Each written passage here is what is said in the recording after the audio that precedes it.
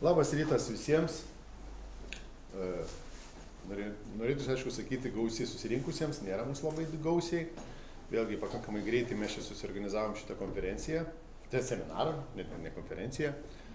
Manau, kad pradžioj bent susipažinsime su sistemomis, kaip galima gydyti tokią, plaučių infarktą vadinasi, kaip turi kardiologai savo infarktą, taip ir pulmonologai turi kardiologai savo irgi infarktą, tai plaučių embolija dar kitaip vadinama. Ir mes kaip medikai dažniausiai atstovaujantis tą konservatyvę reiškia mediciną, vis žinom, kad plaučių embolija dažniausiai tai tik kraujo skystinantys vaistai. Retų variantų, jeigu dar spėjame, jeigu pacientas yra sunkus, apie trombolizinę terapiją, jos taikymą sprendžiam. Bet išlieka visada tas klausimas, kaip galim dar padėti žmogui, nes žiūrėkim, kaip turi prie miokardo infarkto kardiologai invazinės procedūras, kuomet netgi ir krešulį ištraukia ir suskaido jį ir pagelbėja žmogui žymiai labiau, o tie plaučių kraujotaka lieka tokia, kaip ir palikta, tas krešulys pats tirpsta savaime, pusę metų ir ilgiau, dar priklausomai nuo to, kokiom lygom pacientas serga. Tai man labai džiugu, kad mes pas save ligoninėje pradedam kalbėti apie visiškai naujus dalykus, kas pasaulyje irgi yra visiškai nauja, apie invazinius plaučių embolijos gydymo metodus, kas atrodė pakankamai aukštos technologijos ir tai atrodė beveik neįmanoma čia dar, kad iki mūsų davažiuotų, bent geriausiu atveju kokie didieji centrai, universitetai tą dalyką galėtų daryti, bet vis dėlto pasirodo ir pas mus tas yra galima, labai daug kas priklauso nuo noro ir aišku, ir galimybių paskui einančių.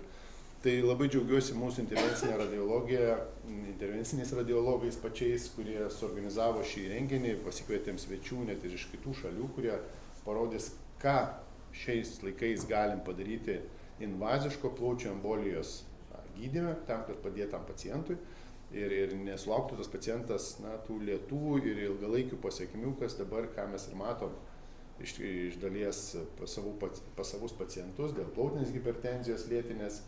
Ir gydymo kaip ir nebėra, kraujo skystinantys vaistai nepadeda. Tai dar kartą labai visiems ačiū. Manau, kad po šio seminaro galbūt ateityje mes ir kokią konferenciją pasidarysim didesnę, kad galėtume labiau, kaip sakyt, pasipasakoti dar kartą. Tai kviečiu tada žodžiui mūsų intervencinės radiologijos grandą Andrių Pranculį, kuris dar labiau pristatys ir ką visiems geros dienos ir gerų žinių. Gerai, ačiū labai už tokį gražų pristatymą. Ir iš tikrųjų, kas apie tas visas intervencijas, iš tikrųjų aš daugiau bendrai pakalbėsiu apie tos visus būdus, kuriuos galima taikyti. Smulkiau apie tik vieną būdą, tuos abu būdus taip pat jau galima taikyti ir mūsų ligoninėje iš tikrųjų, ir penumbros lighting sistema, lighting 12, taip pat mes jau turime, tik tai aišku reikalinga tų žinių, viską, ką pakalbės profesorius iš Lenkijos, Aleksander, visą tą pristatys taip pat ir, kaip sakyčiau, šitiem jau didelio ir vidutinių sunkumų atvejim, o, kaip sakyti, tam šiek tiek ne tiek lengvesnėm, bet daugiau to ir lengvesnėm.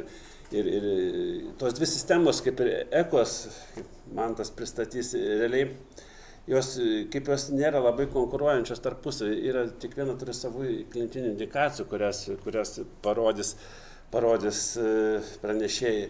Tai va, tai tiesiog taip trumpai kalbant, kad viską, ką pristatys, jau galima atlikti dabar ir tiesiog, kad visi žinotų, kad susipažintų, kaip sakytas, visas mūsų šitą konferenciją yra transliuojama ir online, vien prisiregistravusių žmonių yra virš 50, tai pakankamai manau, kad daugelis ir neprisiregistravusių, nes ligoninės tinklapį tas viskas matoma, tai va, tai realiai manau, kad tikrai ta žinia mūsų kaip įžanga kaip sakome, didesnė į konferenciją, kur jau bus ir klinikiniai. Čia daugiau būtų šitas daugiau kaip seminaras dedikuotas, ką mes galim padaryti.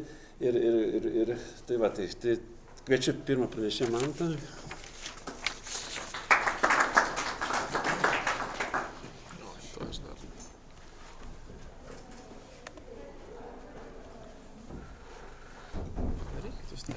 Kitaip nerodo per vaikų.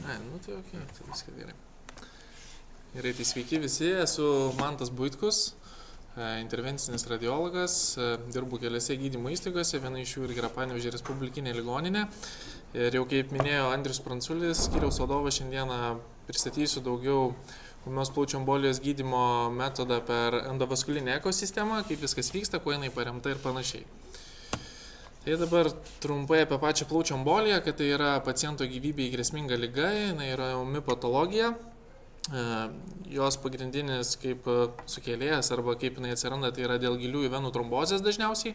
Iš kojų embolinės trombinės masės dislokuoja per apatinę tuščiąją veną, per dešinę širdį ir patenka į plautinės arterijos baseiną ir užkemša segmentinės, subsegmentinės arba labai jau sunkiais atvejais net ir pačius plautinius kamienus, dėl ko sutrinka plaučių audinio perfuzija.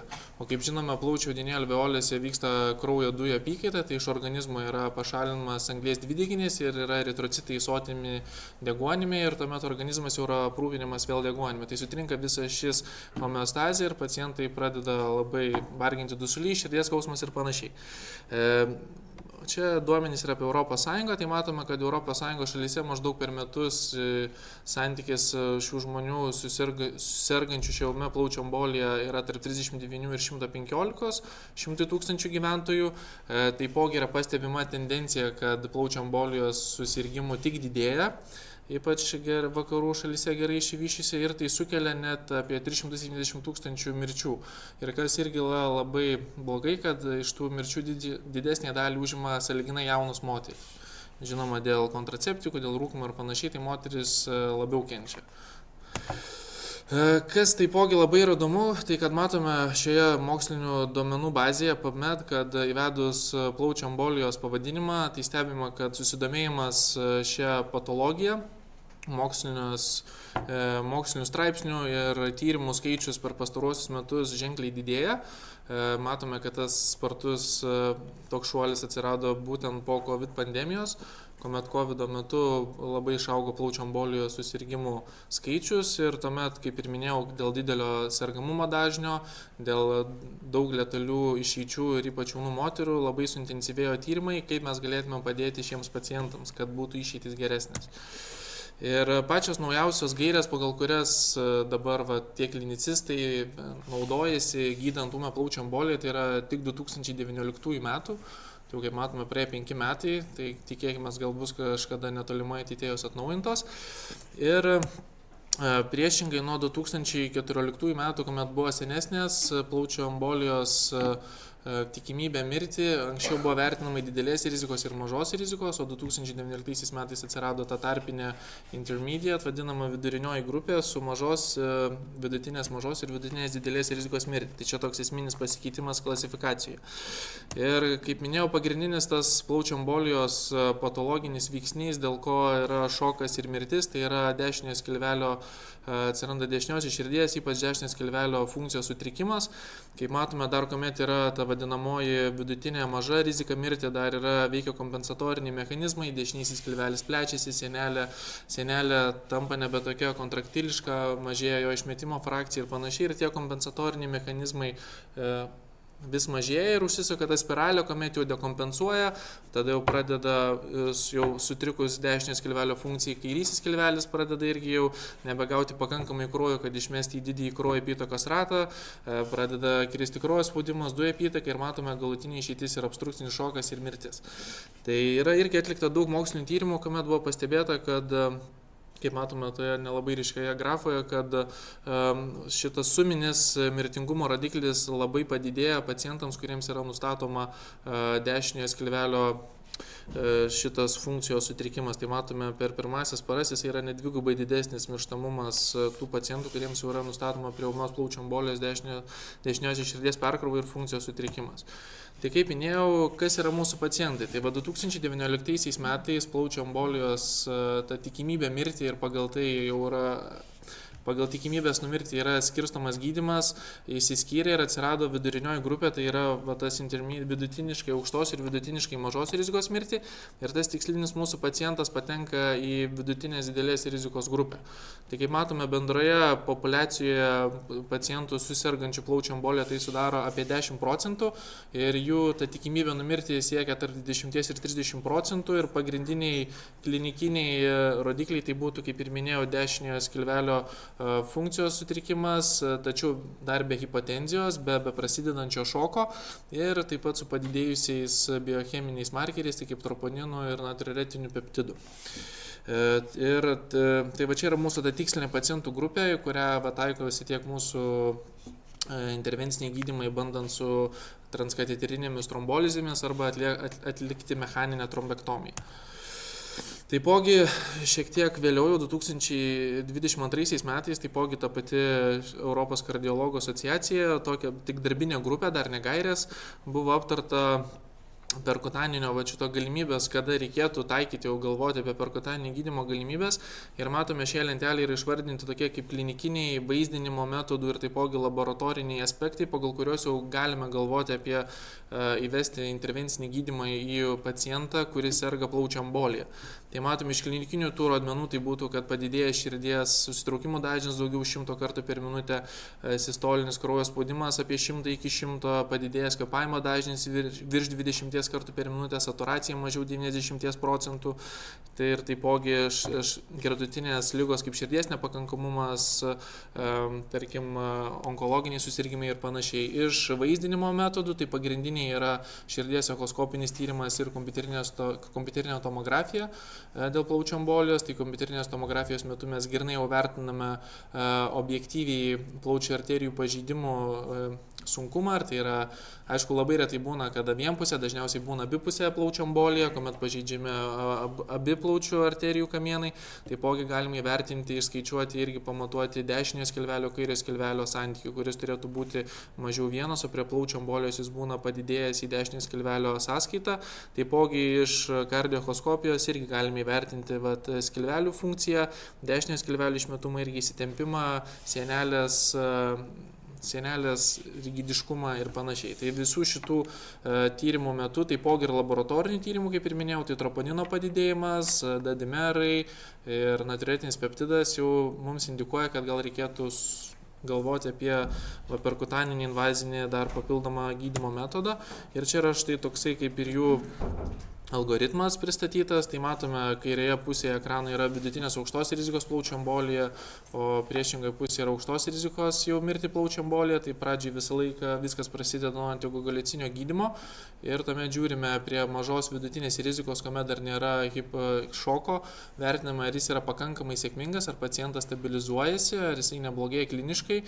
Jeigu viskas gerai, tuomet tęsime toliau antikoaguliantus kaip ir standartiškai, nieko naujo, tačiau jeigu matome, kad antikoaguliantų fone bei maksimalaus terapinio gydymo su papildomu deguonimi ir panašiai rezultatas yra nepakankamas, pacientas išlieka dusulyje, sunkiai jo blogėja fiziologiniai parametrai, tuomet jau reikėtų galvoti apie arba sisteminę trombolizę, arba jau kaip ir parodyta apie selektyvę transkateterinę mažos dozės arba mechaninę trombektomiją, kad atstatyti pratekamumą perfuziją plaučių audinio pašalinusias trombinės mases.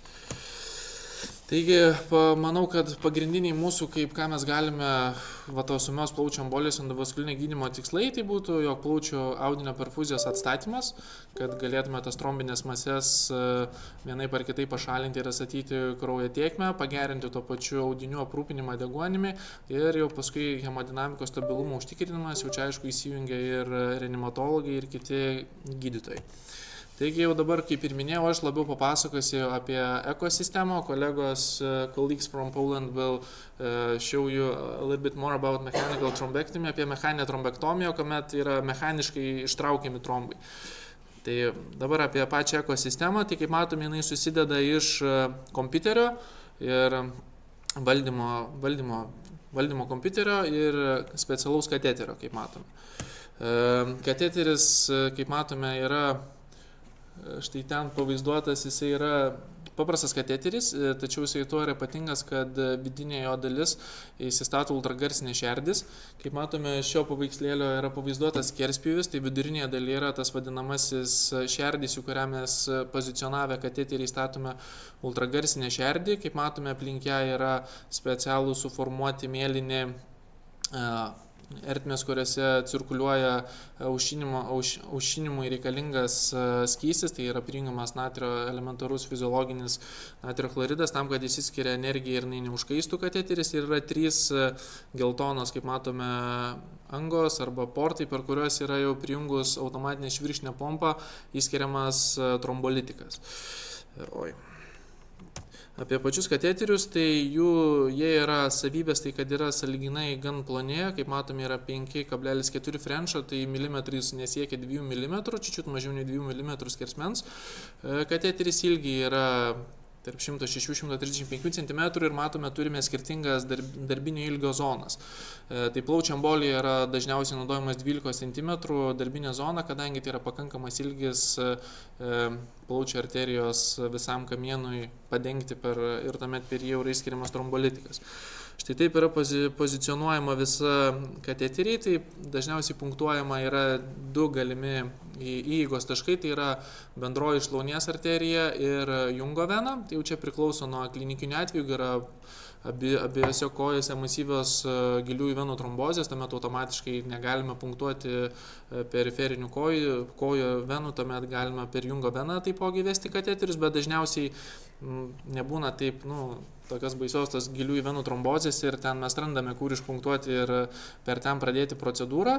Tai su pravedėju ir pigtail kateteriu yra per apatinę tuščią veną ir dešinę širdį patenkama į plautinės arterijos kamienus, dešinį į kairį ir tuomet ant pravedėjo yra užvedamas jau prieš tai jums rodytas kateteris ir pozicionuojamas, kaip matome, realiai nuo plautinės arterijos kamieno bifurkacijos į dešinę ir į kairę plautinės arterijos šakas maksimaliai. Dabar, jeigu pakalbėti, kuo yra išskirtinė ekosistema, tuo, kad, kaip minėjau, ištraukus pravedėją, kateterio vidurėje lieka ertmė, kuria yra įstatomas ultragarsinė šerdis. Ir ultragarsinė šerdis, kuomet yra prijungiama prie to rodyto kompiuterio, yra nuolatos kuriamos mažos energijos aukšto dažnio ultragarsinės bangos, kaip parodyta diagramose, ir jų pagalba pasyviai per AŠP skiriamas trombolitikas yra įpenetruojamas giliau į tromboembolą.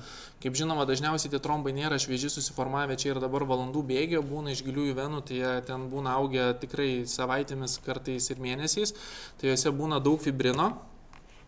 Ir tas fibrinas, jisai taip paprastai nepasiduoda trombolitikui, neištirpdo trombolitikas jo. Ir dėka šito ultragarso energijos ir bangų, kuomet yra su papildoma jėga trombolitikas įpenetruojamas į tus sąlyginai senus nešviežius embolus, kaip matome, yra atliktos mikroskopijos, tai matome, kad fibrino skaidulos yra ženkliai išplonėję ir jų tankis yra ženkliai sumažėjęs ir dėka to ultragarso seni trombai sąlyginai yra greičiau ir efektyviau sutirpdomi, negu būtų paprastai pozicionavus tik kateterį ir pasyviai per automatinę švirkštinę pompą skiriant, lašinant ten, tarkim, 12 valandų trombolitiką. Kaip matome, patys pirmieji tokie tyrimai jau buvo, aišku, jie single arm, tai yra nerandomizuoti, jie buvo jau pradėti atlikinėti 2014 metais, imtis dar buvo nedidelės, palaipsniui imtis didėjo, ypač matome per COVID ir per COVID pandemiją. Ir pagrindė visų rezultatai buvo tikrai neblogi, ženkliai sumažėjo visur dešinio skilvelio, kairio skilvelio santykis, atsistatė vėl į normalią, kad dešinio skilvelio funkcija pagerėjo. Dažniausiai būna kliniškai reikšmingų pakraujavimų iki 2%, taip įvairiose straipsniuose, tai būna, kad hemoraginis insultas galvos smegenyse, bet tie procentai yra sąlyginai nedideliai. Ir palaipsniui, kaip matome, bėgant šitiems tyrimams buvo vis mažinama trombolitiko dozė, tai šiuo metu yra apsistoję apie 7 mg tik trombolitiko, tarp 7-12 mg trombolitiko į vieną plautinę arteriją. Tai kaip jūs tikriausiai žinote, kad jeigu prie masyvios plaučių embolijos didelės rizikos mirti yra prokilo, tai ten eina kartais net ir 2 flakonėliai, tai 100 mg trombolitiko. Taigi matome, kad per kateterį selektyviai suleis nedidelę dozę, jinai viso labo suminė siekia iki 25 mg, tai tas kiekis yra labai minimalus. Dėl to ir tų šalutinių pakraujavimų ar kitų reiškinių yra labai nedaug. Taigi, mūsų patirtis Panevėžio ligoninėje dar, manau, nesame taikę, bet aš dar dirbu ir Kauno klinikose, kaip ir daktaras Pranculis, tai mes ten jau esame pirmasias atlikome 23 praeitų metų gegužės mėnesį. Tai iki šiol esame padarę 10 intervencijų su EKOS sistema, ūmios plaučių embolijos gydymo ir, kaip ir minėjau, kliniškai reikšmingų kažkokių kraujavimo epizodų negavome. Aišku, nėra didelė imtis, tik 10 pacientų, tai, bet ir toje 10 imtyje nebuvo pakraujavimo ar kažkokių nepageidaujamų įvykių ir pacientams, kuriems buvo atlikta širdies echoskopija prieš intervenciją ir po pirmąją parą, po intervencijos buvo taipogi stebimas, kaip ir atliktose tyrimuose, kad dešinės skilvelio funkcijos pagerėjimas atsistatė santykis. Taigi kliniškai dažniausiai pacientai pagerėjo, sumažėjo ženkliai reikiamo papildomo deguonies kiekis, saturacija pakilo iki pakankamos ribos ir jie stabilizuodavosi realiai jau sekančią dieną arba po 2 parų, dažniausiai 2-3 paros dar išbūdavo reanimacijoje ir grįždavo atgal jau į pulmonologijos ar kitą terapinį skyrių, hemodinamiškai stabilus ir ženkliai pagerėjusios savo funkcinės būklės. Tai va. Parodysiu vieną klinikinį atvejį, tai va toksai, manau, tipinis vidutinės aukštos rizikos atvejis, tai buvo pacientas 75 metų vyras, 3 dienas vargina intensyvus su fiziniu krūviu susijęs dusulys, maudimas širdies plote. Kas irgi labai įdomu, tai kad prieš 3 mėnesius jam buvo diagnozuota galvos smegenų glioblastoma ir buvo atliktos 2 operacijos. Ir jos buvo taip, ne prieš 3 mėnesius, bet buvo viena ten po kitos, tai paskutinė operacija galbūt tik prieš mėnesį pusantro atlikta. Tai matome iš klinikinių jo duomenų, kad saturacija priėmimo skyriuje pamatavus siekia viso labo 76%, arterinis kraujo spaudimas nesiekė 100, pulsas buvo jau link tachikardijos einantis 110 kartų per minutę ir priėmimo skyriuje intensyvios terapijos palatoje skyrus 15 litrų papildomo deguonies gryno per nosinės kanulės, kas jau yra, galim sakyti, maksimaliai, kas įmanoma, saturacija visgi te pakildavo 84%. Taigi viską įvertinant, taipogi buvo atlikta širdies echoskopija ir automatiškai kompiuterinė tomografija įvertinti dėl plaučių embolijos, matėsi dešiniosios širdies perkrova. Buvo taipogi laboratoriniai tyrimai, kad dadimerai 15,6 troponino buvo neigiama dinamika, kadangi jis buvo kartotas ir matome labai aukštą natriuretinį peptidą. Tai atsižvelgiant į visus šiuos parametrus, jau mes kaip ir nusprendėme, kad jam yra vidutinė aukšta rizika mirti, jau gal net matome kliniškai pagal jo dažnį, saturaciją, arterinį kraujo spaudimą, gal jis jau net ir blogėja po truputį, tai buvo o kadangi buvo operacijos, kaip matome glioblastoma, tai nuo sisteminės trombolizės kažkaip susilaikė visi, bet tada pagalvojom gal pabandyti tą lokalinę didelės dozės trombolizę su EKOS sistema ir mes jam ją pritaikėme. Čia yra jo kompiuterinės tomografijos vaizdas, tik labai atsiprašau, neina pagreitinti, tai teks pražiūrėti visą, bet pamatysite, kad abipus plautinėse arterijose, tiek kamienuose, tiek segmentinėse ir subsegmentinėse šakose matome, kad dešinysis skilvelis yra šiek tiek dilatuotas, paspaudžia kairė ertmė yra ženkliai sumažėjus ir dabar matome, kur balta per vidurį trombinės masės ir net dešinėje viršutinės skiltės apačioje galima tarti besiformuojančią infarktpneumoniją. Tai buvo nuspręsta atlikti ekosistemą ir ekosistemos pagalba suteikti intervenciją ir gydymą. Tai kaip ir minėjau, buvo punktuota dešinioji šlaunies vena bendroji, per 2 introducerius, pigtail pagalba ir pravedėjų pagalba suvesti ekos kateteriai. Kaip matome, tie juodi taškeliai, tai yra tas vadinamasis darbinis ilgis, tai yra 12 cm, tai kaip ir minėjau, jo užtenka kad pozicionuoti kateterį per visą plautinės arterijos kamieną ir mes naudojame protokolą trombolitiko, tai kaip minėjau, po 12,5 mg trombolitiko į kiekvieną kateterį per 12 valandų. Tai mes jį praskedžiam į AŠP švirkštus iki 60, tada po 5 ml per valandą, 12 valandų ir taipogi, kadangi reikia aušinimo dar su jau didesnė pompa, greitesnė, užstatome dar fiziologinį skystį, kad aušintų kateterius, kad jie neužkaistų, kadangi ultragarsas virpina.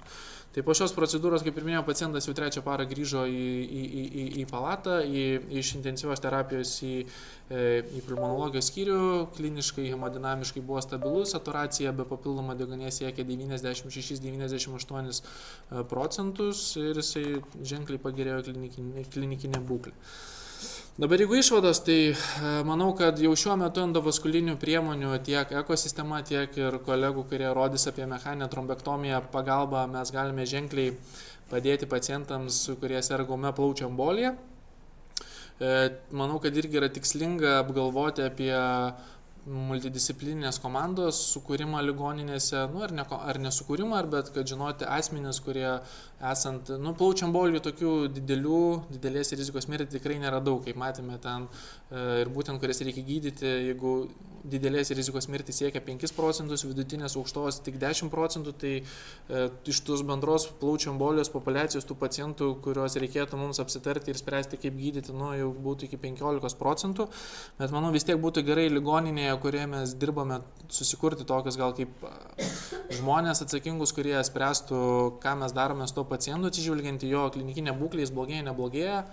Tai ten, manau, turėtų būti irgi skubios pagalbos gydytojai, reanimatologai, pulmonologai, intervenciniai radiologai, kardiologai, kas tose ligoninėse priklausomai, kas dirba ir tuomet spręsti dėl to papildomo perkutaninio intervencinio gydymo, ar tai su EKOS sistema, ar tai su mechaninė trombektomija, kadangi, kaip ir minėjau, kiekvienas iš šių metodų turi tam tikrų pliusų, minusų.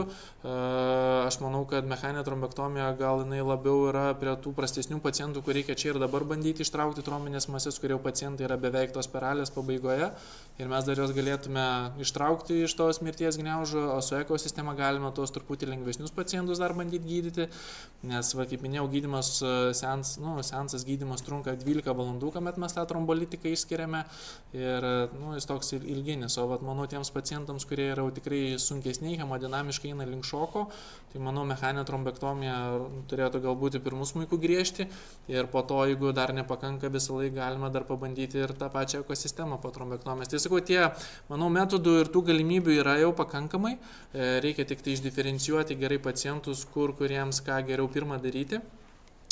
Ir taipogi manau, kad reikia naujų randomizuotų klinikinių tyrimų, kadangi, kaip rodžiausi, ta gairės, kuriamis mes naudojamės, yra 2019 metų.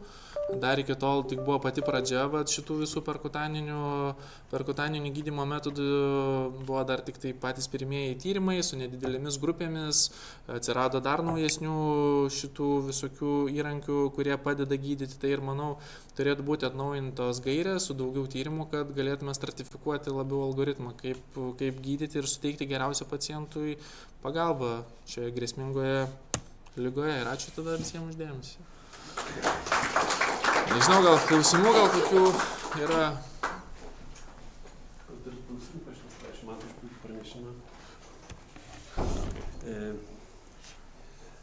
Also, thank you for the good presentation.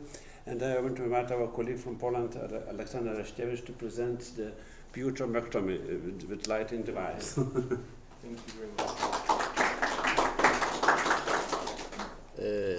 Labas rytas. I'm sorry, I tried to understand a little bit in Lithuanian, but I'm not very good in Lithuanian, sorry. But of course, thank you very much for this great introduction. My name is Aleksander Araszkiewicz. I'm a professor of interventional cardiology from Poznań, Poland, and I'd like to share with you our experiences in PERT team and functioning and creating of our team, how it works in our center, and also a few words about tips and tricks in terms of this penumbra system. There was a great introduction about pulmonary embolism, as you know, this is heterogenic disease actually, because we have quite a mild clinical states, and this is so-called low-risk pulmonary embolism, and of course even sudden cardiac death in high-risk pulmonary embolism. So this is a large spectrum actually of clinical status and clinicals and presentations. But of course the most difficult is, as my colleague told, is intermediate high-risk patients, which are very difficult for stratifying the risk and treatment even. Because maybe even 80 to 90% of that patients are treated with heparin or low molecular weight heparin. They are okay, they improve the status, but if there is no improvement in those patients, we have this spiral of that in pulmonary embolism, and we have this was more or less before, and we have the possibility of cardiogenic shock with very deterioration, with a very high rate of mortality. Moreover, in maybe even 30% of patients with intermediate high risk, we have so-called normotensive shock. That means that we have still good systemic pressure, but the cardiac index is decreased, and that means that these patients are really at very high risk of death.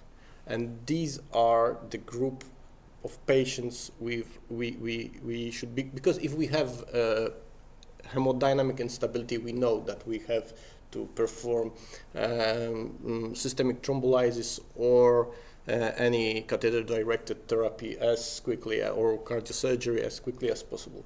But if we have this, let's say, normotensive patient, we are not sure what to do with that patient. And this is very important to stratify the risk. And this is also from ESC guidelines. And as I told you, reperfusion treatment in high risk, in intermediate high risk, of course, hospitalization and very consider monitoring to think about the treatment. Because if we have patient with normotensive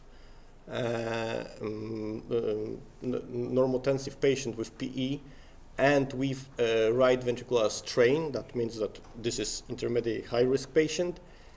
If we have clinical deterioration, we have 50% mortality. So this is quite high.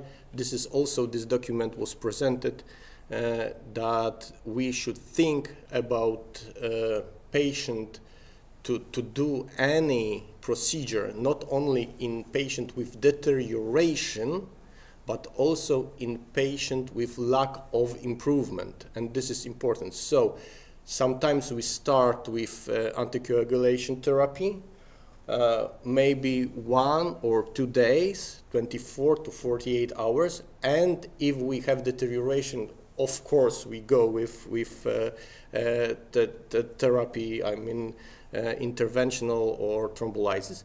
But even if we have no improvement on anticoagulation, we should go with more aggressive therapy. And this is, I think, important message from this history. And to stratify the patient, to select the patient to the procedures, we should use this tool, and this is the team, which is called Pulmonary Embolism Response Team. This is, of course, multidisciplinary team with central activation 24 hours, 7 days a week, and this is the same like in myocardial infarction teams, acute coronary teams, or stroke teams, and so on, to stratify the risk, evaluate the patient, and to to give this patient individualized treatment and implement the optimal therapeutic strategy. So we should do it together, because interventional radiologists are, of course, the best in procedures. For sure, they are better than interventional cardiologists, especially in the vascular bed, and for sure that's true. But of course, there are selection of patients and post-procedural treatment, which is of course rather for cardiologists, pulmonologists, or something, and selection of patients is rather ours. Yeah.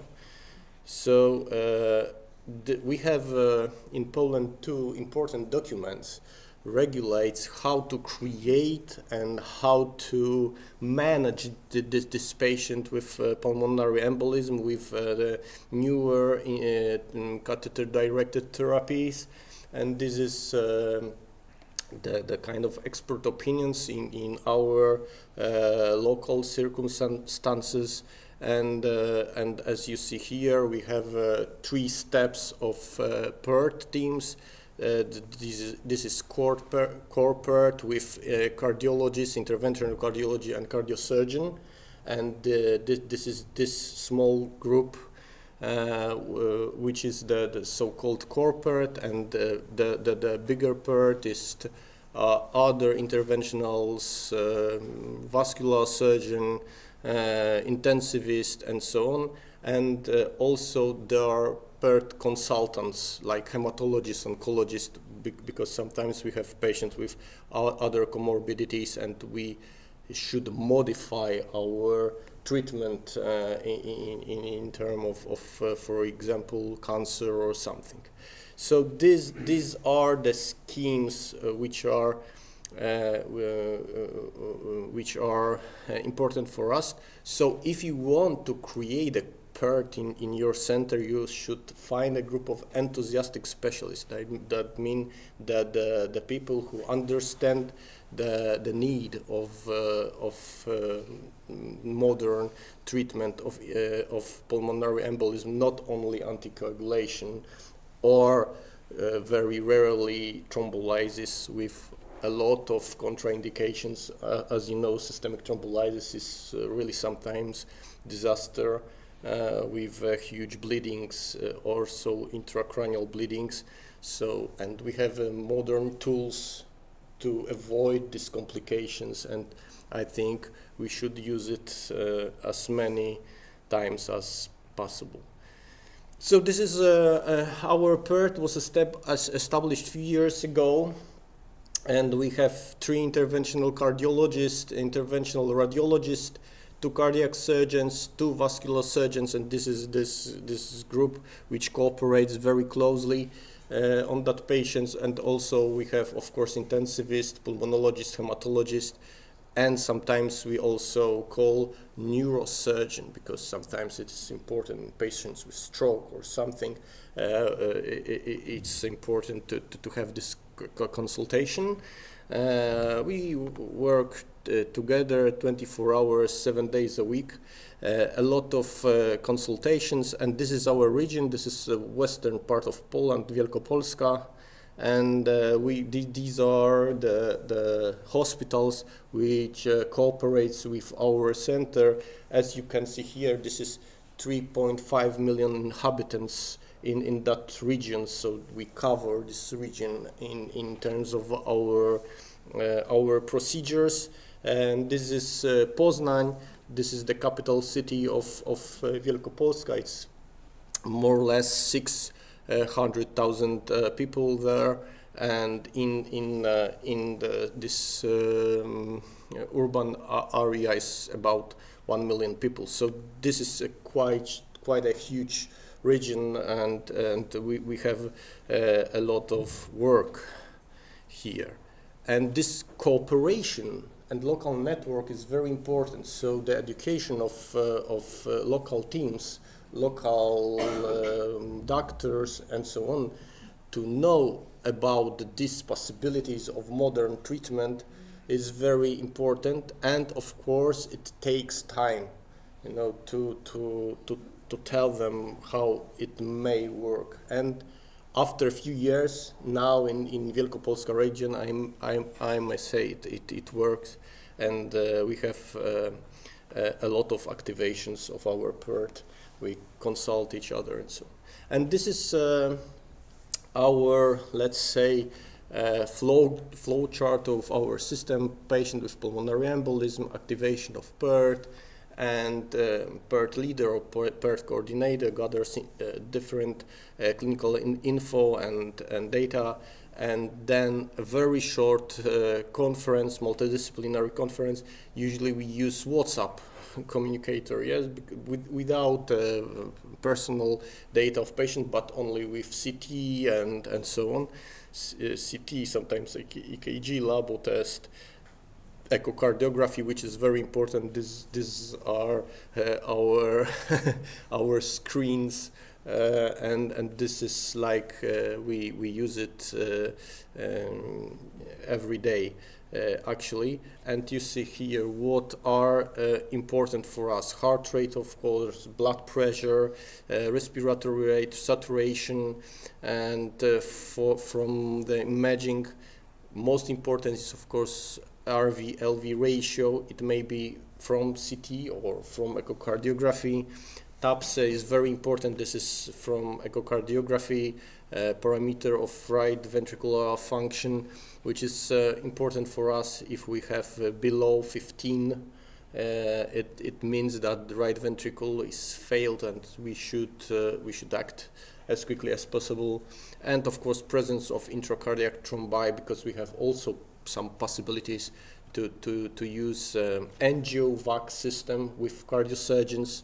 This is venous ECMO system with a filter, and this is the 24 French system, which is also very useful in the case of thrombi, intracardiac thrombi.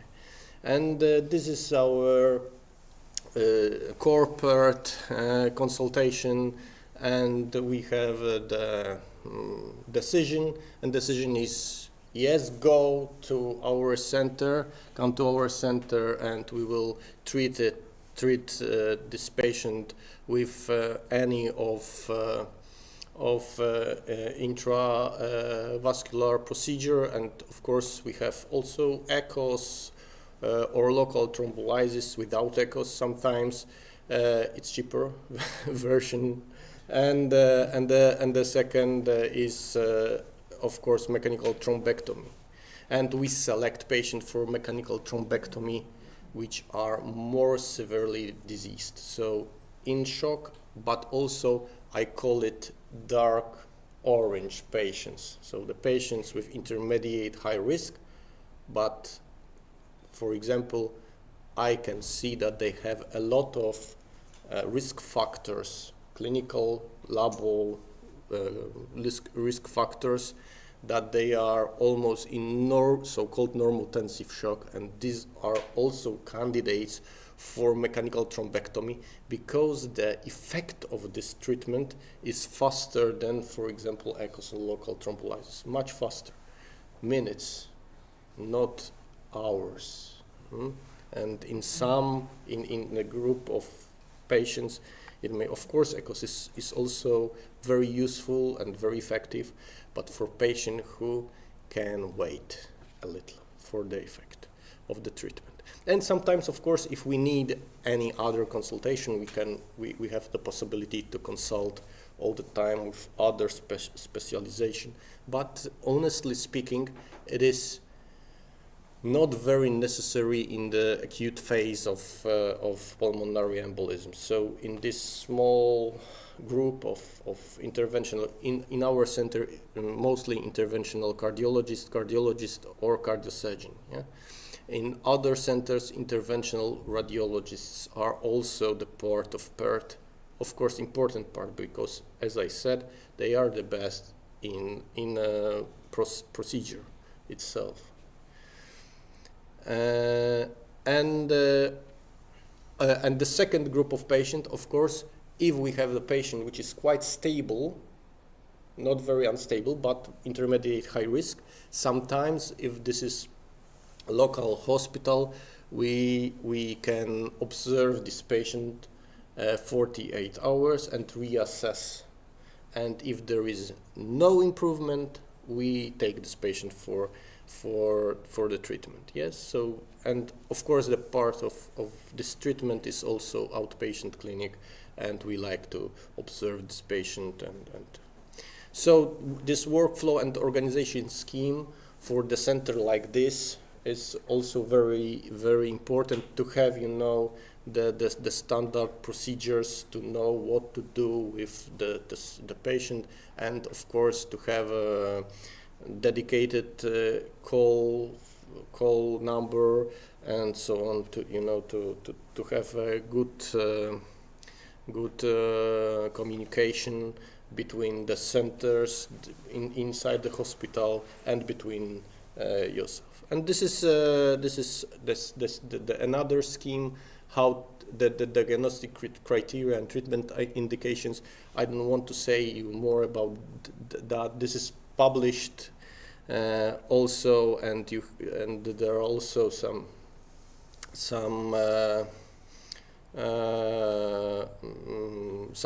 papers, some publications about that. So it is not, if you have high risk, intermediate risk patient, we can wait, but if you have no improvement, we go with CDT, as I said before. So we have nowadays more than 500 activations, and we have a lot of patients. We use different techniques. Sometimes we use also hybrid technique. I mean, we go with mechanical trombectomy, and if we think that it is not enough successful, for example, because we have more than 400 cc of blood aspirated, and still we have a lot of thrombi, and we have no on-table improvement, and we have only partially, for example, only right or only left pulmonary artery is cleared, and so on, we go with local thrombolysis. This is, let's say, hybrid treatment. Or if we have EKOS or local thrombolysis and we have no improvement on that, we go with mechanical trombectomy. So sometimes we can switch the therapies. So this is important to have both options in your hands. Yeah. And so one more time, the different procedures, angiovac and so on. And we also, as I told you, we made a great effort in education and a lot of seminars like that one with the people from other hospitals to open their minds for this therapies. So when consultation with PERT should be especially advised, except of course intermediate high risk or high risk patients with contraindication to thrombolysis, thrombus in transit, that means that thrombus is in PFO or intracardiac thrombi, P, and stroke, because this is a very tough clinical decisions. P in pregnancy, the same. P after surgery or a multi-organ injury from intensive care or surgical wards, a lot of departments. Non-thrombotic P, or PE overlapping chronic thromboembolic pulmonary hypertension, which is also sometimes a problem. And that's it about PERT. And now a few words about tips and tricks.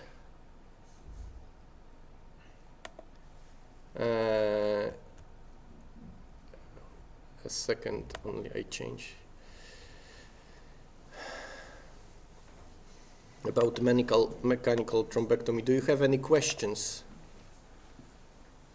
Any comments or something? Here you have 480 cases. No, this is the only activation. I mean, they call me, and we had 150 or one per year. No, per year it's From 2015? 40 to 50. Yes. 40 to 50 per year. Yes, per year, and we have together a little bit more 150, and this is now because we started with few cases.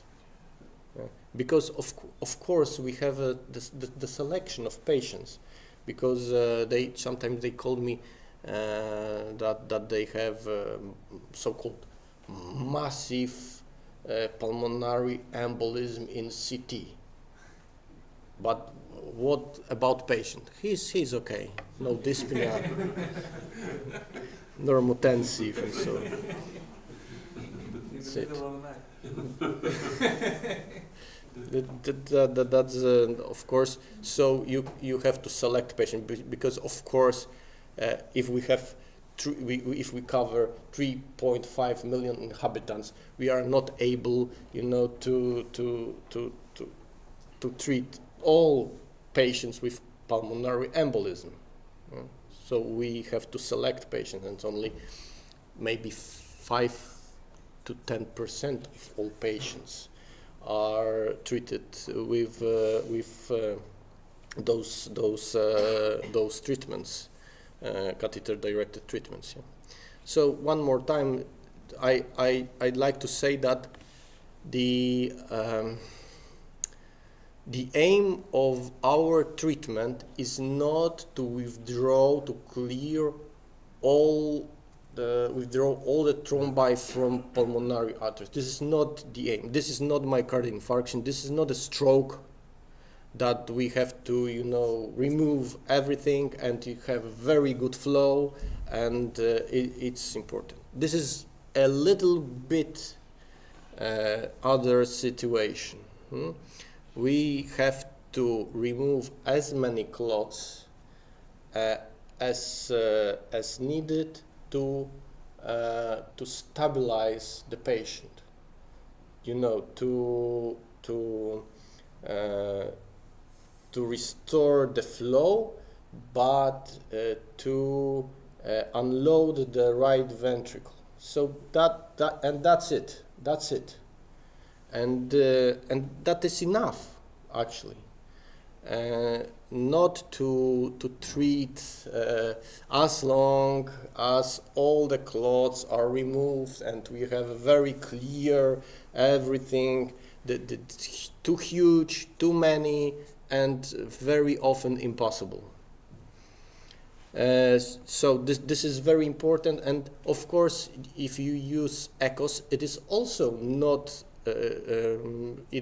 actually these clots are not resolved in every artery, but only in these main branches, yeah, and that is enough because we have flow, and that's great. And the same is with mechanical aspiration devices.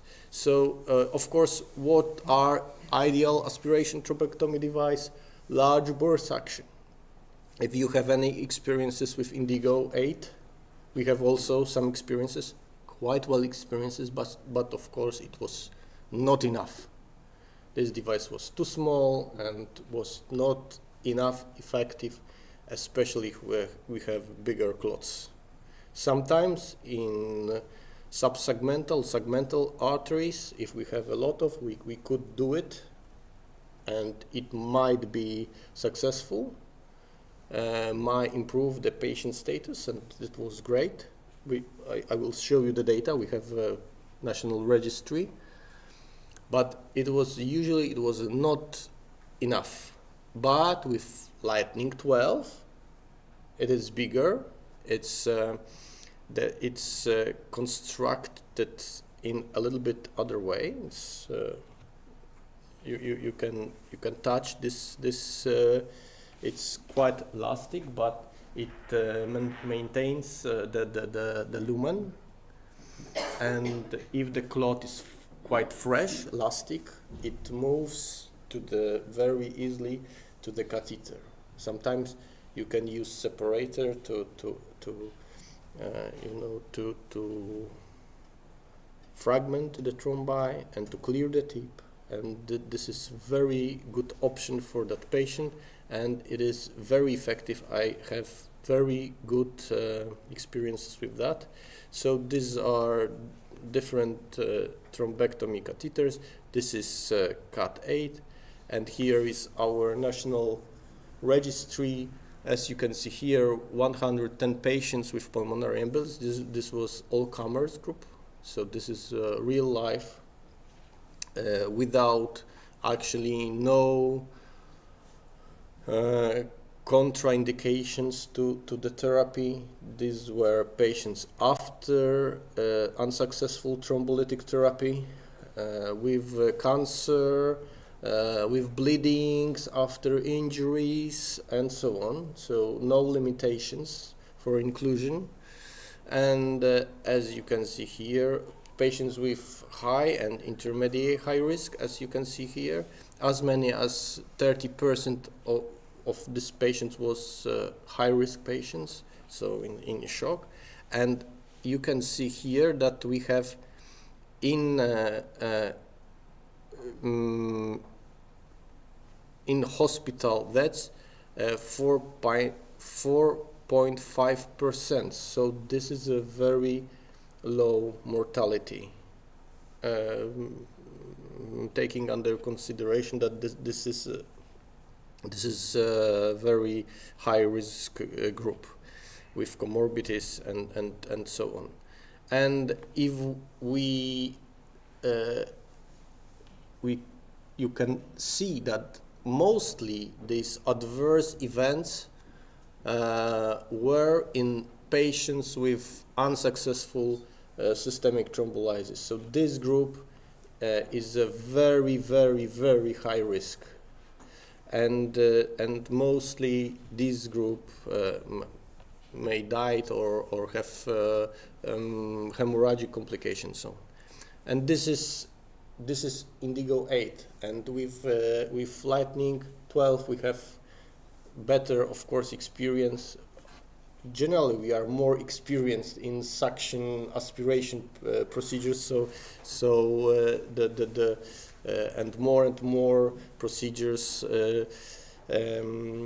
are made in our cath lab, so we are experienced, and the complication rate is, of course, lower, and we perform more and more effectively our procedures. And this is extract procedure. You know that you should.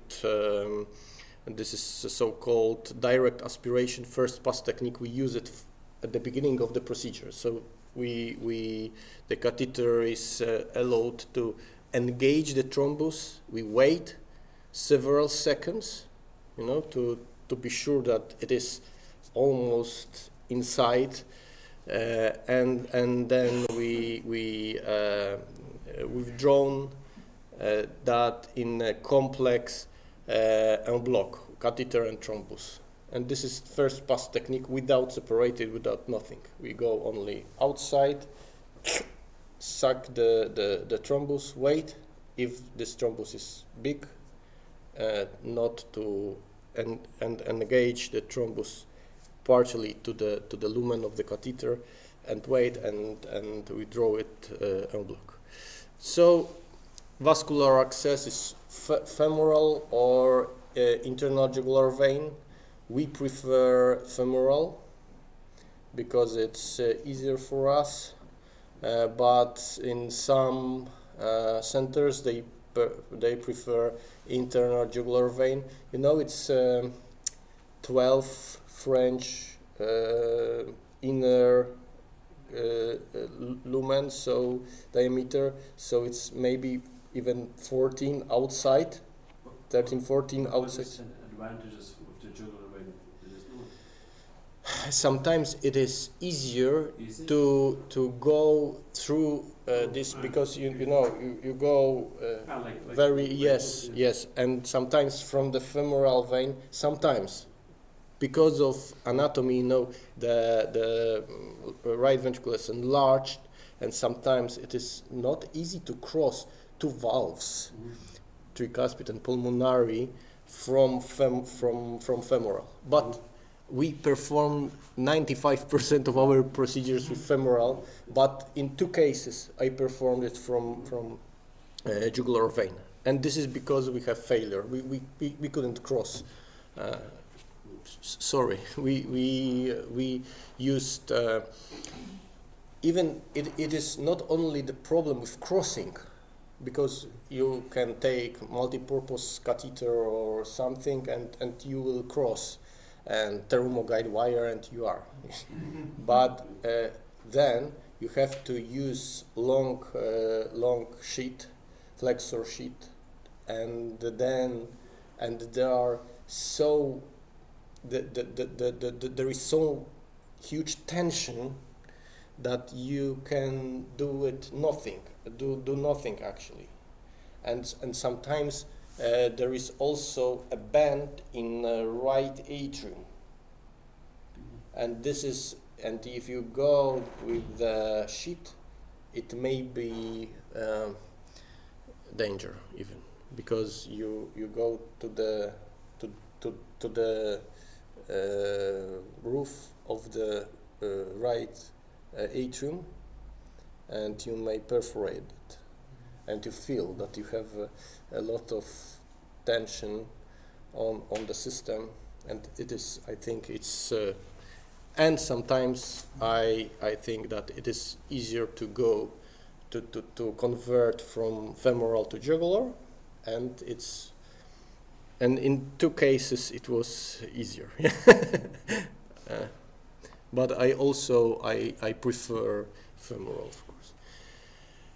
What are technical more vascular sheet 12 French? We use 85 or 90 centimeter Cook flexor, and we use this first pass method at the beginning of the procedure. If it is not successful, starting aspiration from distal to proximal, and we use separator, which is also important.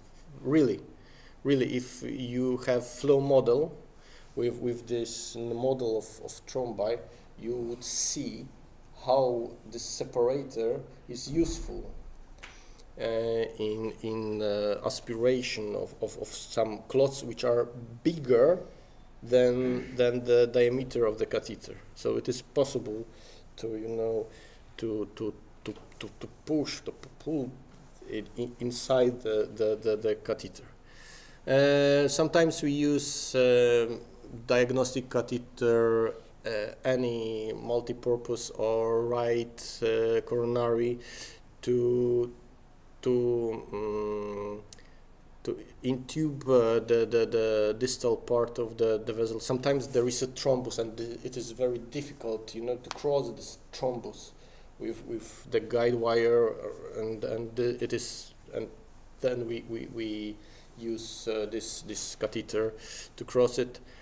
And of course, the warning and the end point is loss of aspirated blood.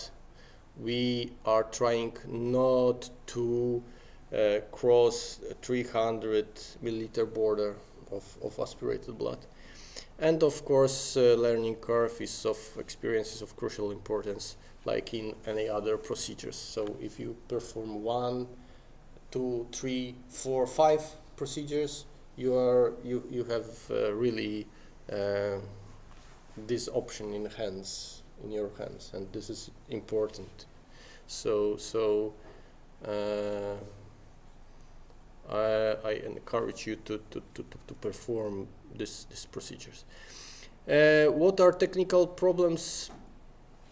Of course, difficulties in maneuvering in right heart and pulmonary arteries, as I told you. Failure to remove large volume or well-organized thrombi. After 2 weeks, it may be impossible, because this is a fibrotic clot, and if it is huge, it is impossible to engage it to the catheter. Peripheral embolization may be a problem, because we have stable patient, and then we have peripheral embolization, and we have suddenly unstable patient. So this is important to look at the patient, and catecholamines are sometimes necessary. And of course, with that, this is peripheral embolization, 59-year-old male after colon cancer, And as you can see here on this second slide, we have fragmented and aspirated thrombus. However, they are suddenly, is there, on this second, we have no 4 and 5 segmental branch disappeared. So we had to go selectively to these branches. This is indigo 8, and we successfully, of course, restored the flow, and that was okay.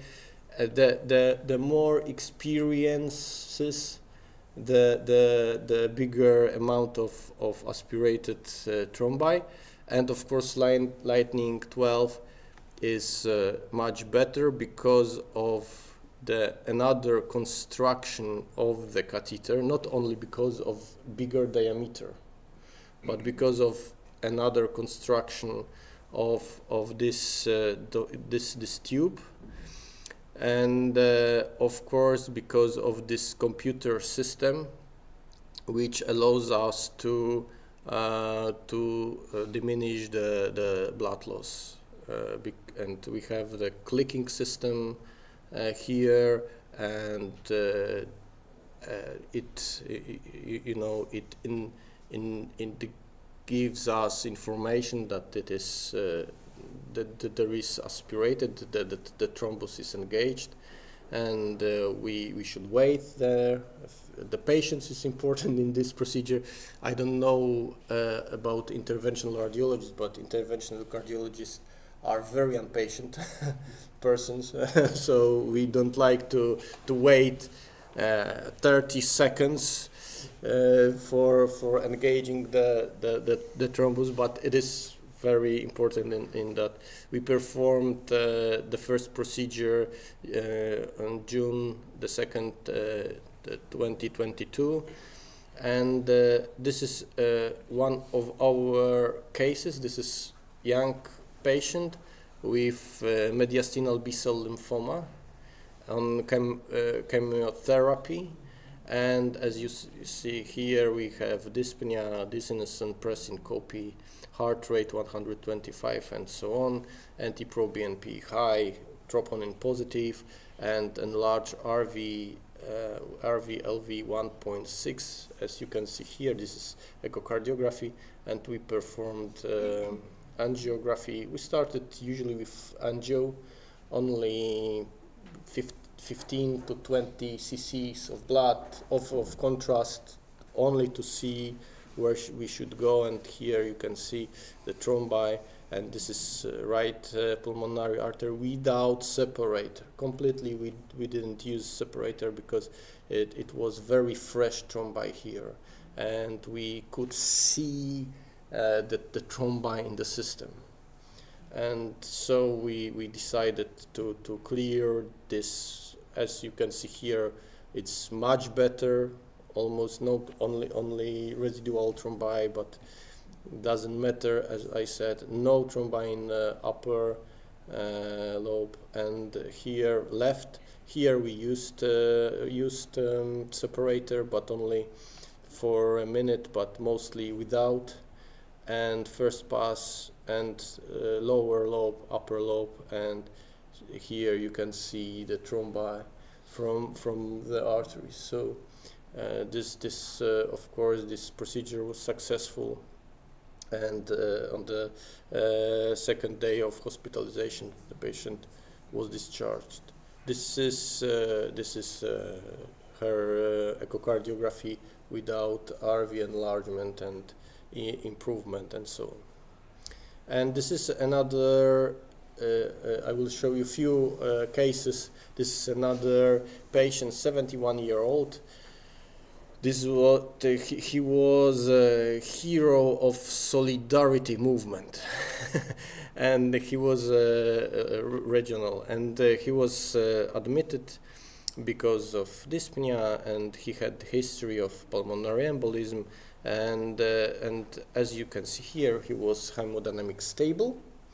But troponin was elevated, anti-proBNP was more than 3,000, lactate was about 2, so he was intermediate high risk, and here you can see his CT scans with saddle thrombus, the pulmonary artery bifurcation, pulmonary trunk, and also extending on the lobar branches, but you can see that in the peripheral parts of the vessels there is a contrast. So it's not, it looks very bad, but actually it's not so bad. But of course RV is enlarged, and they called us because it was in a regional hospital, and of course we took this patient to our center. We performed echocardiography, lab tests, and so on, and we decided this is class 3 because he was actually normotensive, not so bad. We started with initial anticoagulation, not with procedure, and this patient improved significantly on Clexam. So it looks quite nice, and we was happy. As you can see here, NT-proBNP was from 3,500 to below 1,000, so it was great. But on day 3, we have sudden deterioration during patient's breakfast. He felt dyspnea, tachycardia, palpitations, and blood pressure lower to 150. Still, he was normotensive, but it was deterioration, and we also observed higher NT-proBNP and so on. And we decided to perform angio-CT, and as you can see here, this was not reload because this huge thrombus disappeared because it fragmented and goes to the lobar arteries and obstructed it completely. So this is because of fragmentation of this saddle thrombus from PA trunk. Interesting because it is very rare to observe it in patients, and of course because this was clinical deterioration, we decided to go with CDT, and this is this procedure. As you can see here, I go with separator, and you can see here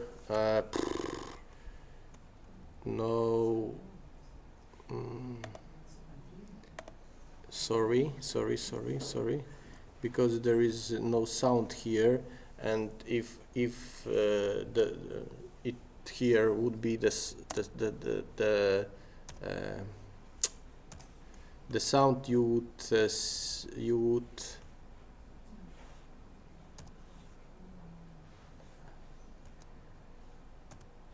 okay, you would hear the clicking of this device. It's red, but you could see that this thrombi goes to this container. This is the container, and you can see you can appreciate the thrombi inside this container. Yeah, and so this is like this procedure looks like it's quite easy, but of course you have to see the anatomy of this patient. These are films from this procedure. You can see a lot of thrombi, and here this is we go with separator, and you can see we can clear these vessels with this aspiration device, and this is our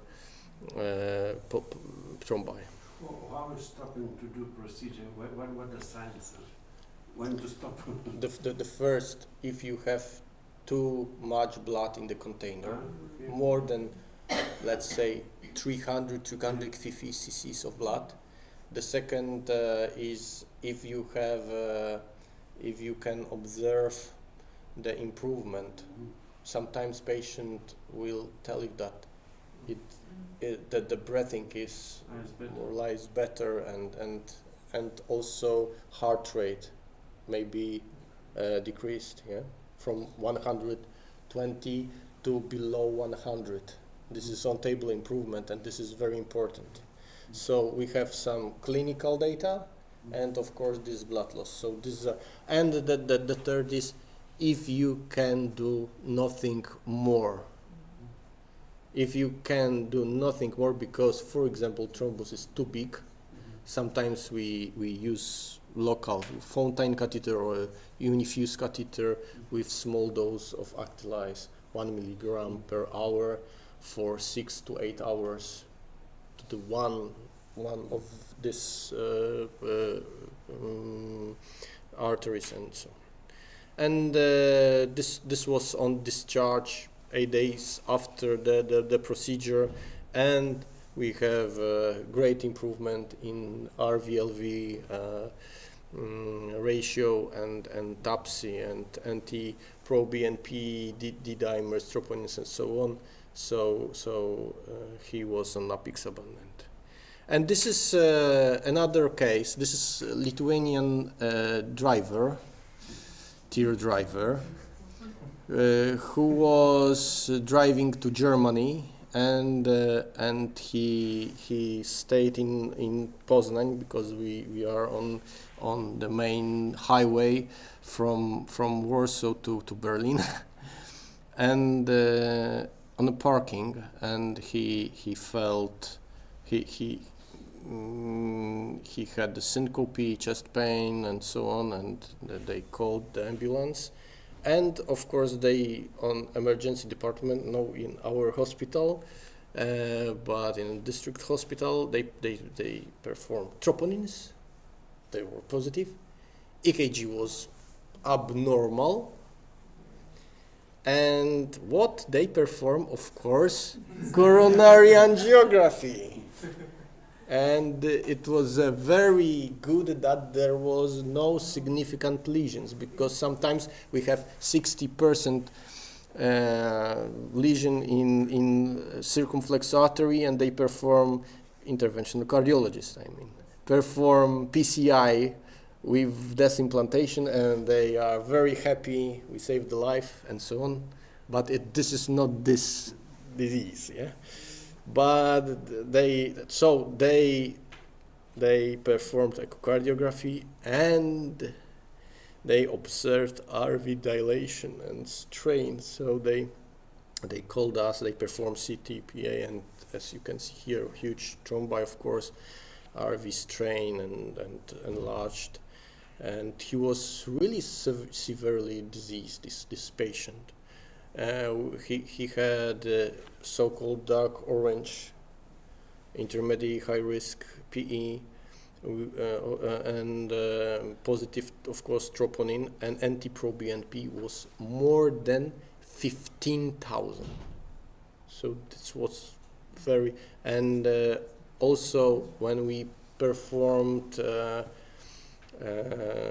the measurements of cardiac index, it was 1.4 liter per minute. So this was this normotensive shock, and this is as you can see here, a disastrous angiography of this patient. We performed CDMT here with separator. You can see how this device works in reality, and we have here a lot of embolic material, and we had quite good improvement in this patient. Not so fast, but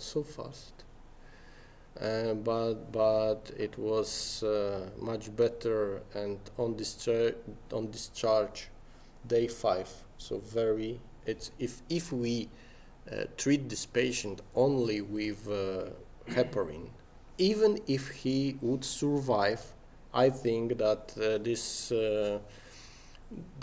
hospitalization would be no less than 14 days. Very, very slow improvement with huge, heart necrosis and so on. But here on yes. I want to ask, after how much time usually it takes for the LVRV normalize? Depends on patients. Sometimes it depends. For example, is there a component of chronic disease?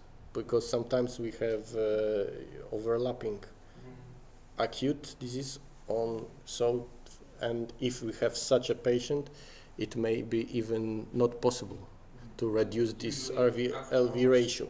Normally, if we have young person and this is a real acute pulmonary embolism, only 2 days, 48 hours is enough to decrease almost to normal. And after next day, it's almost always normal. Very fast. Because if the source of the strain is, eliminated, we have a very, very fast improvement. Also in... So let's say we have to evaluate on echocardiology after 2 days, yeah? Right? Yeah. After 2 days. It is, so this is important to have patient on cardiology department, and to perform this echocardiogram before and after. Of course, you can perform also CTPA. It's also very good. And you can also observe RV-LV ratio. But it is much cheaper and available to perform echocardiography, of course. And this is another case, maybe the last one, with some difficulties. 21-year-old female. We had 5 females from 19 to 24 years old from November with only one risk factor, oral contraceptives, hormonal or oral hormones. So this is one of these ladies. So it's not very safe. And she reported to pulmonology department because of dyspnea, blood pressure, actually normotensive, but positive troponins, NT-proBNP was high, and these are his NGOCT with enlarged right ventricle and a lot of clots, both in right and left, and TAPSI was 14, as you can see here, and of course also enlarged right ventricle, and here is, and you can see a flopping clot in right, and huge, very huge, and it was a very unexpectedly, it was a very difficult procedure. Of course, left was quite easy. We performed that with separator, and it is much better now, and it's good flow. But it was a great problems with advancing the guide wire to the right pulmonary artery because of this huge clot, and it was Amplatzer stiff, super stiff wire with this long soft tip, and it was really difficult to cross with the I took this is right coronary catheter, RCA catheter Judkins, because I'm it's my normal tool. Yes, so but of course it doesn't matter, and we tried to engage this this catheter as distal as possible, but it was not possible. And then this is finally I did it. And this is this stiff wire, and I go with the catheter, which is very, very elastic. So this is very easy, actually. If you are on this, if you have the wire inside this distally inside the vessel, it is very easy to cross it with this catheter. So this is, you can touch this. This is very, very elastic, really, not bad tool.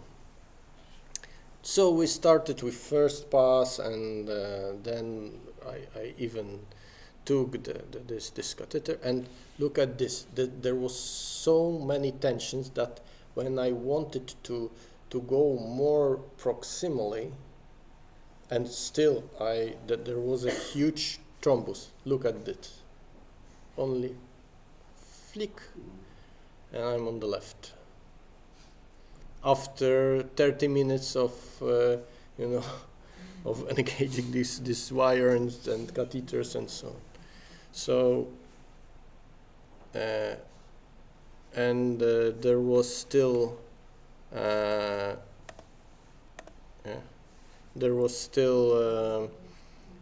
clot still in the right pulmonary artery, but of course the flow is better and the patient was better. But I was not very happy still, because maybe there was still a lot of clots in the upper lobe of right pulmonary artery, and we decided to leave the Fontaine catheter with local thrombolysis, very small dose for 4 hours or something, to improve the flow there. And of course it was really, really successful.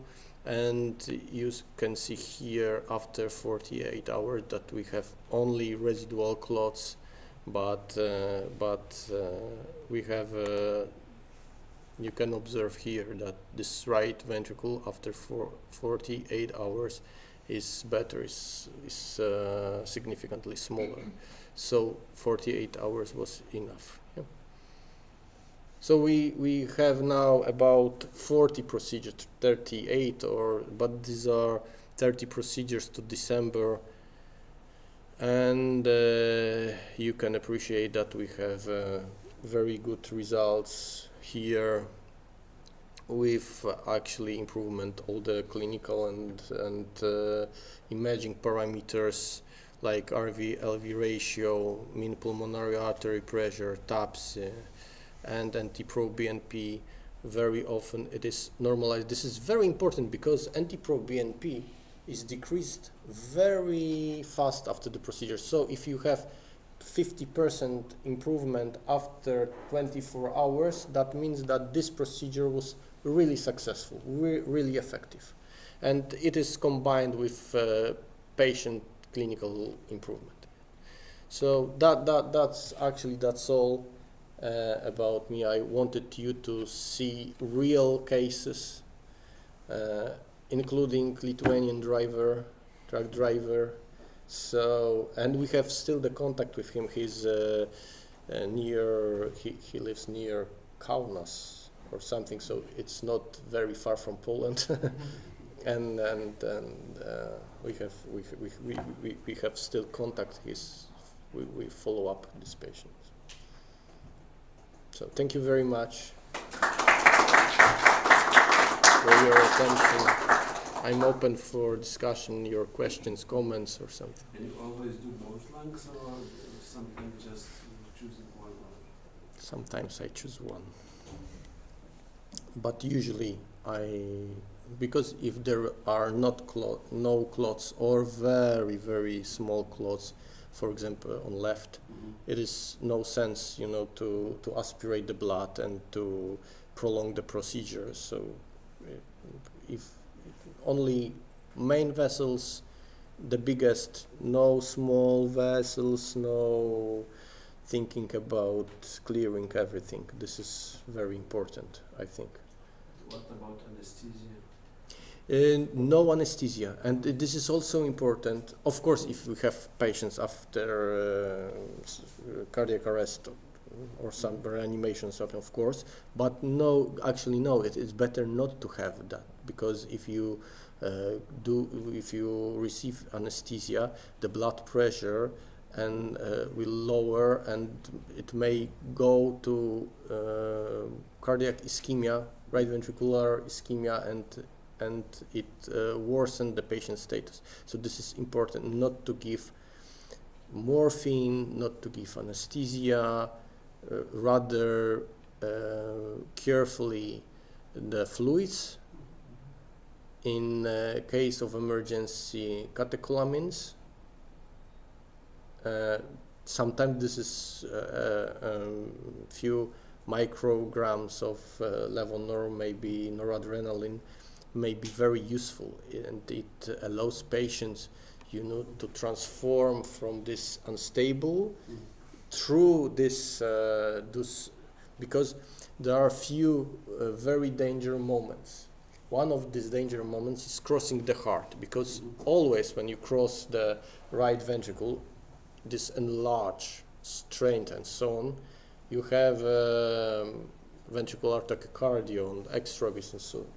And this may lower the pressure and destabilize the patient. So sometimes if we have very dark orange or high-risk patients, we of course are on catecholamines, to drive the patient during this very dangerous moment.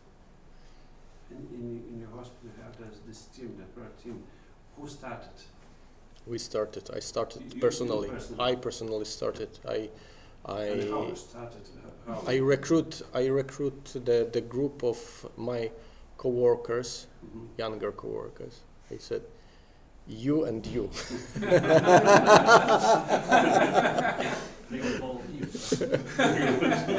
It was very easy, and they were enthusiastic.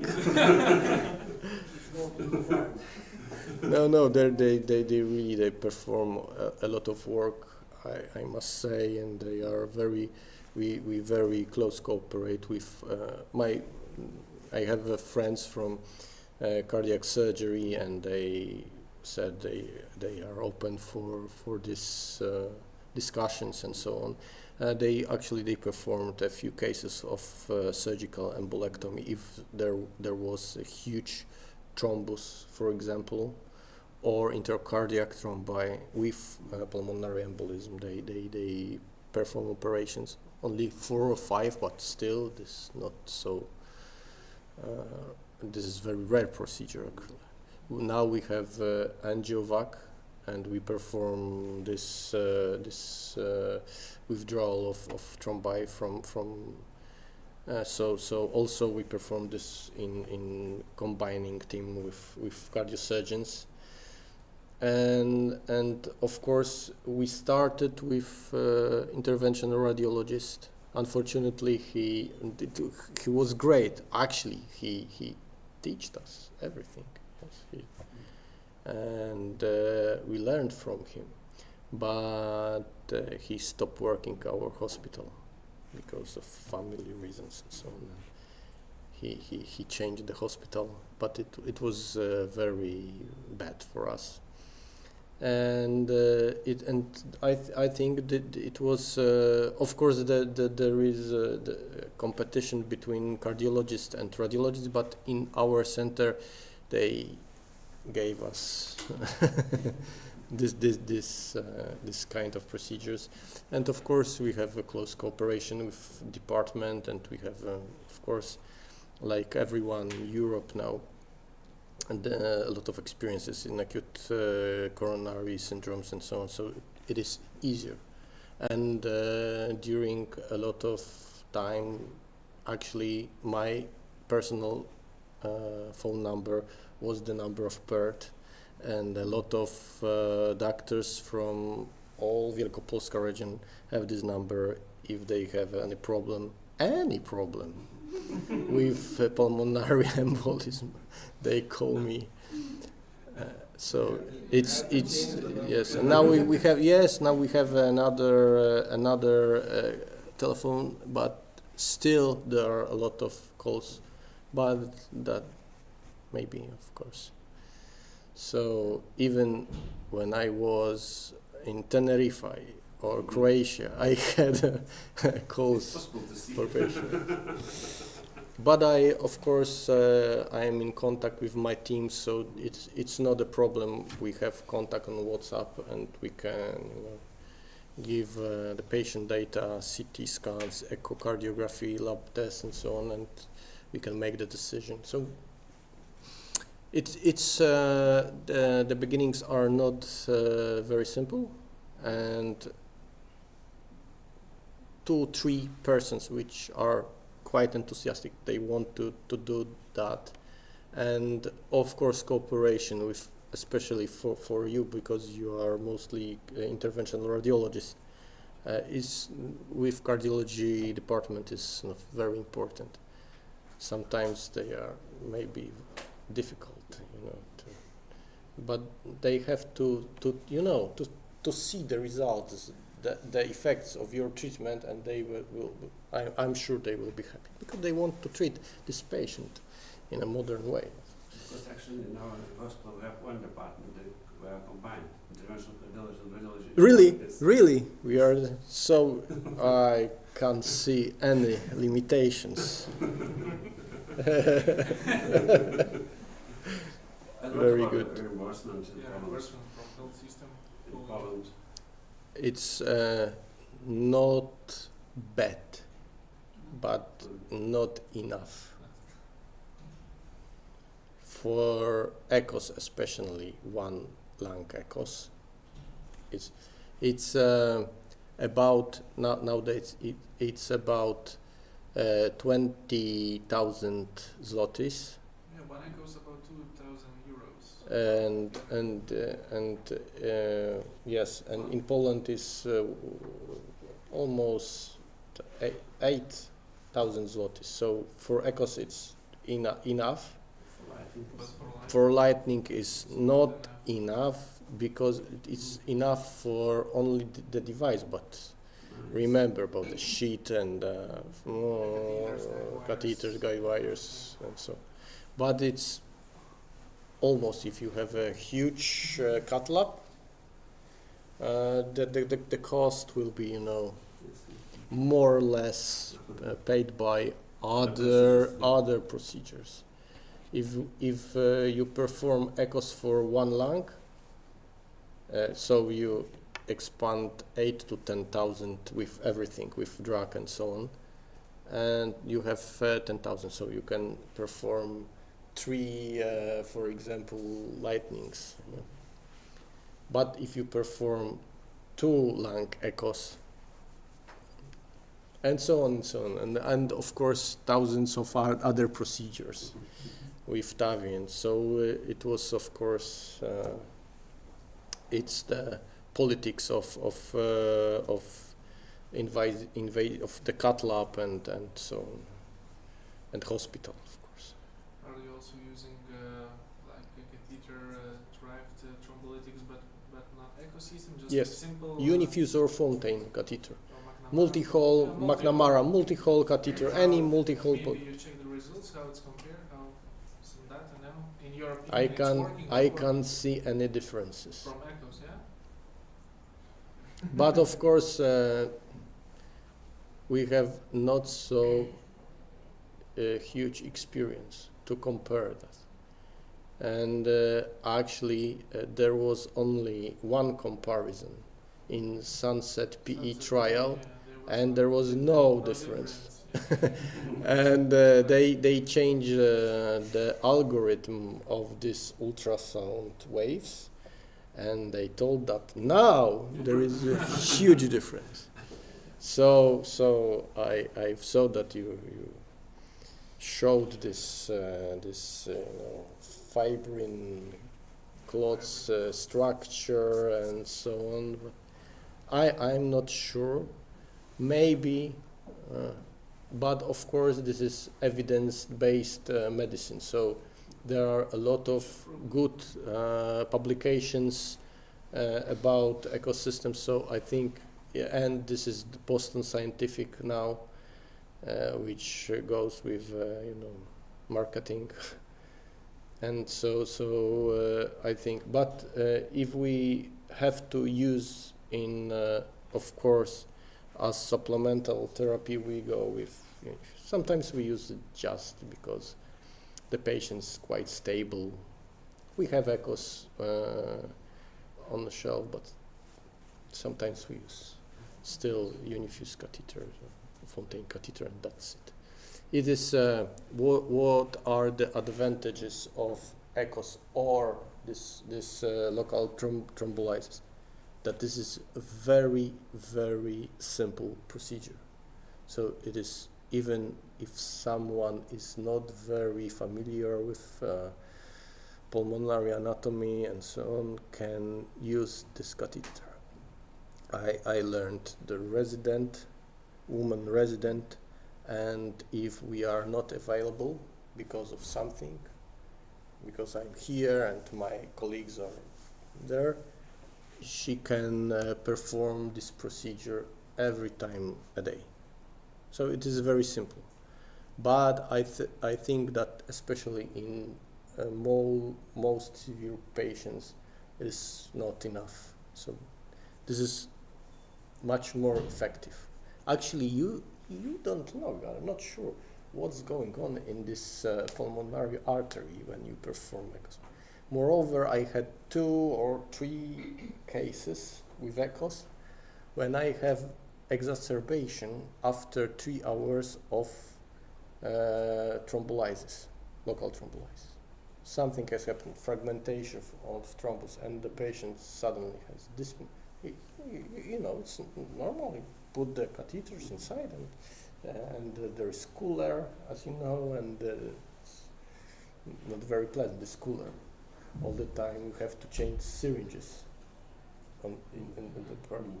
And you have good flow, and everything is okay.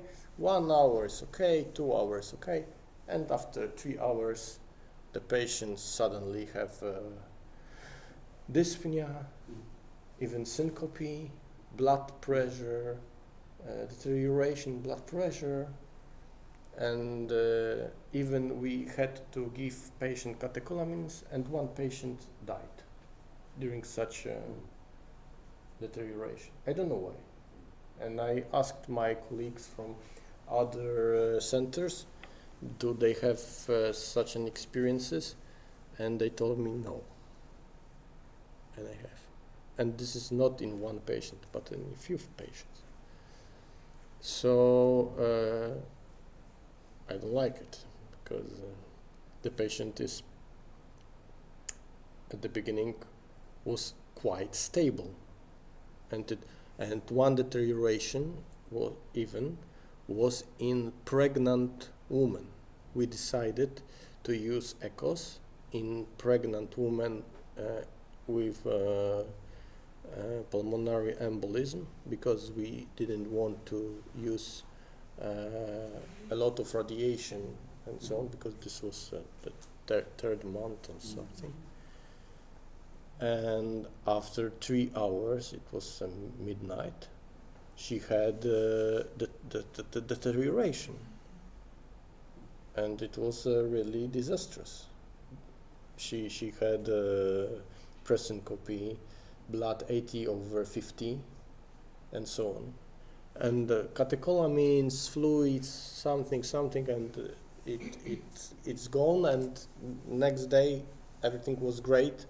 After 2 days, she was at home. So, but this deterioration really looked very bad, terrifying. So that's all about my presentation. So I have one more question. How long sheet you use?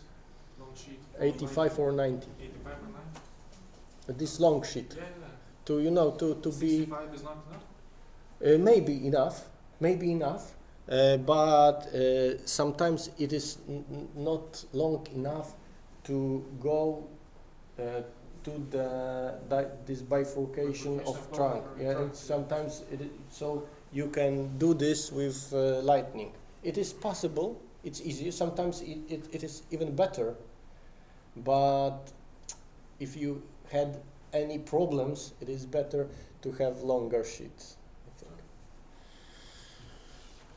And depends on you, on patient, and anatomy, clothes, and so on. But we have on the shelf, so give me this long sheet, and you can think, maybe 65, maybe 9, maybe, but sometimes you have only one possibility. Or you tried maybe other trombectomy system like No. No, I didn't use it. We have also a huge vascular surgery department, and they perform DVT, and they use also other devices, but not in pulmonary arteries. So this is, you know, you have to cross the heart. I think it is possible, but maybe dangerous sometimes. Yes, I think it's very effective, and it is not so dangerous. Yeah, it's safer, I think. It is also important.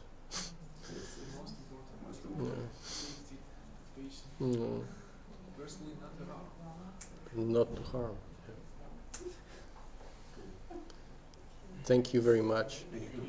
Hopefully, I was also in Kaunas, and Dr. Rasa Ordiana, they performed 2 cases with Lightning 12, and because we have also national registry with Lightning 12, almost 100 cases, and we have also cases from Lithuania.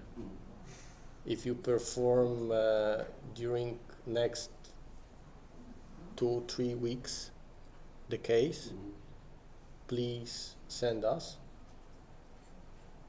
give us a call and send us, because we are interested in joining you to our registry. So it would be Polish-Lithuanian registry.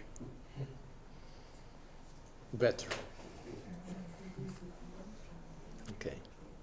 And I think that it is very good if you want to have a paired and complex system of treatment of patients with pulmonary embolism, to have different tools in your hands, but of course the tools you are familiar with and effective. And this tool is really effective. You will be surprised. And this flow model is also very useful. So try this, because this illustrates, for example, very well how this separator works. Without this flow model, I've thought I understand everything, of course, but a few years ago I tried with this separator, and this opened my mind for this, that this works.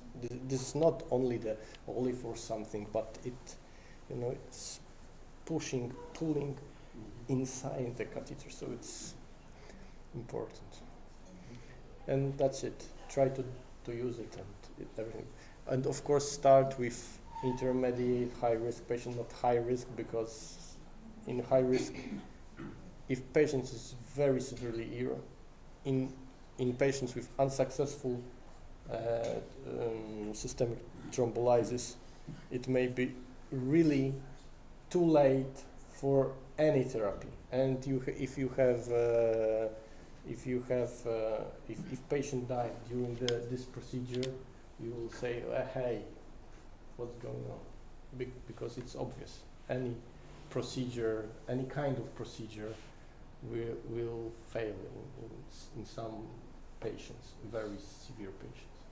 So start with intermediate high risk, dark orange, or even orange, 1-2 cases, and then you will understand this procedure. You are very experienced in any other intravascular procedures, so it is easy for you. Actually, this is not a rocket science, really. But what about the time window?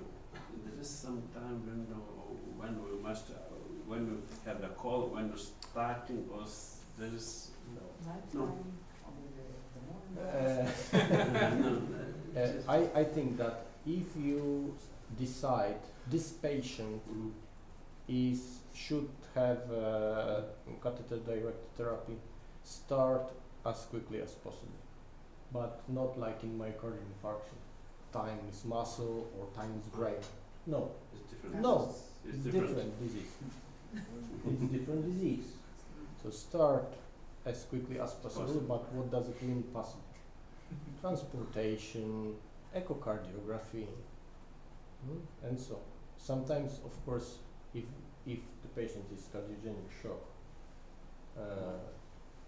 still systemic thrombolysis is the most important therapy, and available everywhere, very fast.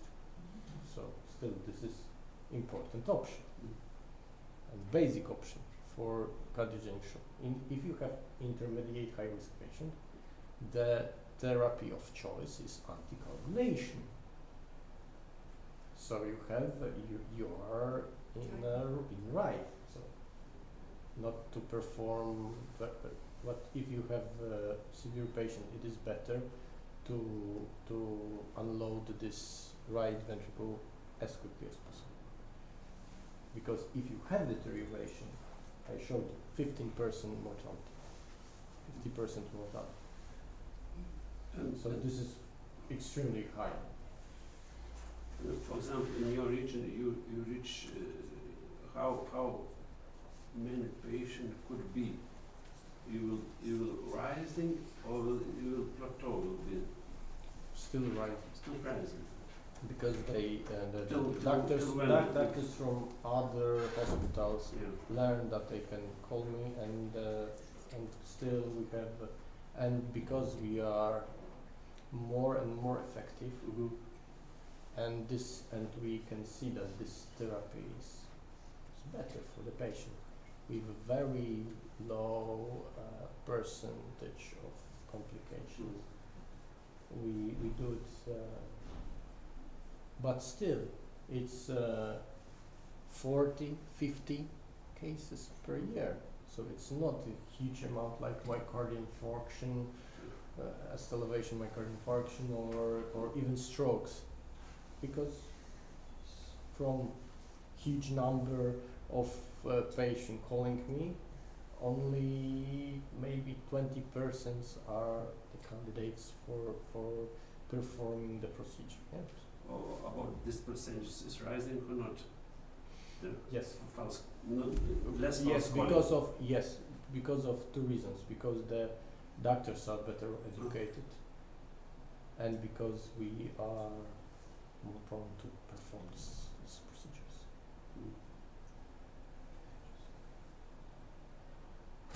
Okay, so I wish you good luck in performing these procedures, and see you, and maybe you will contact me if possible. Yes, of course.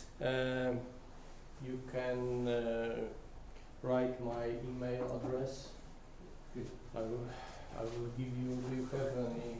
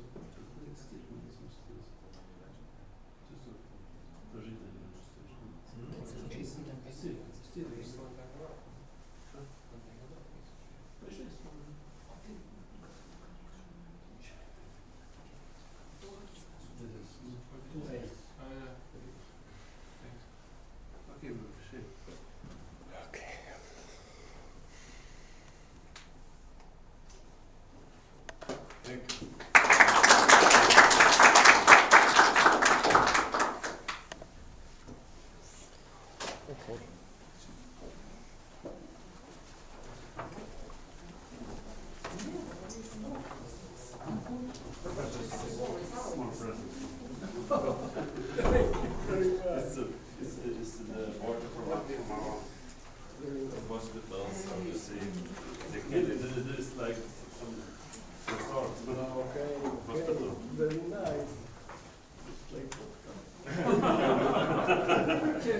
They cannot say. Very nice. Emasice to judiciary.